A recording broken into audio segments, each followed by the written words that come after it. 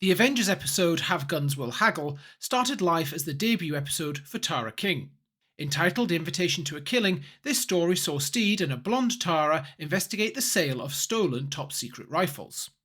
This is the first of 3 episodes overseen by producer John Bryce before he was fired, and former producers Albert Fennell and Brian Clemens were reinstated. Due to impending deadlines, Invitation to a Killing was reworked into Have Guns Will Haggle. To get the episode to the standard they required, a sizable portion was remounted, and the story was edited and restructured.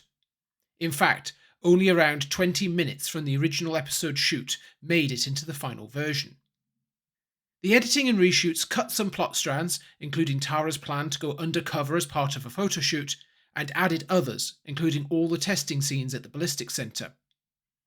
The reshoots also allowed the brunette Tara to be inserted into the auction scenes, which had been filmed months earlier. Using a combination of sources, including fragments of the original script, production photographs, and the South African radio adaptation, I've attempted to piece together how the original story might have looked.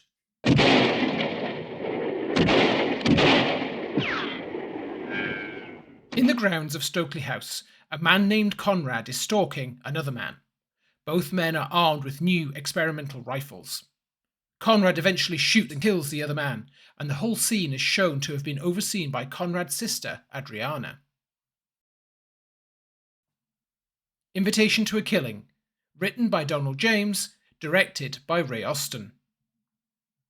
Tara King arrives at Steed's flat, which is full of guns and other assorted weapons. He quizzes her on her gun knowledge, which turns to a conversation about a bullet recovered from a dead body found encased in concrete. Evidence suggests it's from a new top-secret rifle, and Steed sends Tara to a ballistics centre to find out for certain. Meanwhile, Steed heads to a London hotel to investigate Colonel Nsonga, who he suspects of being in the country to buy arms. With the help of a lift attendant, he reaches the Colonel's 6th-floor suite, but he has to fight his way past the Colonel's bodyguard, Giles, to get inside. After a short sparring session, Steed leaves, offering the Colonel a tour of London. As Tara leaves the ballistic centre, she is attacked in the car park by Conrad's men. She manages to get into her car and drive away, but Conrad gives chase. Tara is eventually able to get away from Conrad, and he ends up stuck in a ditch. Later, Tara joins Steed at an outdoor rifle range. They now know that the bullet is from an FF-70, a brand new rifle not yet off the secret list. Steed thinks that Colonel Nsonga is in Britain to acquire these rifles. Steed and Tara then have a shooting competition, and Tara wins. Her prize? Dinner at a fancy hotel, which just so happens to be the same hotel that Colonel Nsonga is staying at. While Steed and Tara have their dinner, Adriana and Conrad are visiting the Colonel in his suite. Adriana invites him to Stokeley House to see a demonstration of the FF-70. The Colonel attempts to buy the entire consignment of weapons, but Adriana deflects the conversation, letting the Colonel know she is aware that he is planning a coup in his home country. The Colonel escorts Conrad and Adriana out of the hotel, but they are spotted by Steed and Tara. While Steed heads for the lift, Tara follows them outside as they get into their limousine, but she is spotted by Conrad. Steed searches the Colonel's suite and finds a safe full of money. Meanwhile, the lift attendant helps Steed once again by keeping Nsonga and Giles away. Steed hears a noise and spots a figure behind the window curtains. Steed attacks the figure, only to find that it's a tailor's dummy wearing a general's uniform. Steed manages to escape the suite just as Nsonga and Giles return. Tara has a plan to investigate the factory where the FF-70 rifles are manufactured. She plans to do so under the cover of a photo shoot. She meets with the photographer Mary and a number of models at Steed's apartment. At the factory, Conrad and his men are loading up a truck with FF-70 rifles, aided by an employee named Paxton. Conrad spots Tara in the distance and decides to deal with her. Tara slips away from the photo shoot and sneaks into the factory warehouse, where she finds Conrad's men. She manages to fend them off, but Conrad appears with an FF-70 and takes her away as his prisoner. Steed pays another visit to the Colonel in his hotel. Nsonga thinks Steed has come to give him the tour of London that he offered, but he has to decline, as he has an appointment in the country. Steed and Nosonga verbally spar once again, with Steed letting the Colonel know that he's seen the General's uniform. Steed also tells the Colonel that he's been approached by his country's president for help securing arms, and he is more than happy to help. Conrad forces Tara to drive to Stokeley House. She's questioned by Adriana, but gives nothing away. The following day, Adriana shows Colonel Nosonga the FF-70, and he again offers to buy the whole consignment. She tells him that rifles will only be sold at auction and to the highest bidder. He mentions to her that Steed plans to buy the weapons on behalf of his president.